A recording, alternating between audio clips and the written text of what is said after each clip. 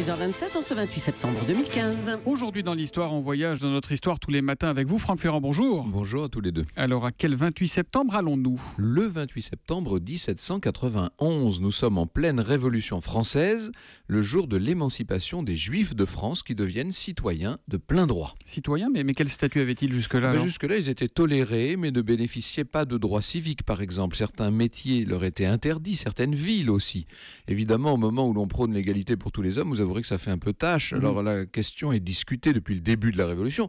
Voici ce que Robespierre, par exemple, disait dès 1789. « Rendons-les au bonheur, à la patrie, à la vertu, en leur rendant la dignité d'hommes et de citoyens. » Pourtant, la question est restée en suspens et il faut attendre ce 28 septembre 91 pour qu'Adrien Duport remette le sujet sur le tapis. Je crois que la liberté de culte ne permet aucune distinction dans les droits politiques des citoyens en raison de leur croyance.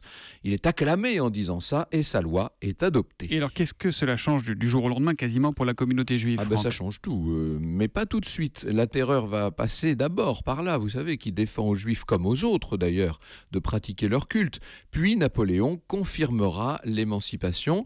La France aura ainsi été l'une des premières puissances d'Europe à donner aux juifs l'égalité des droits.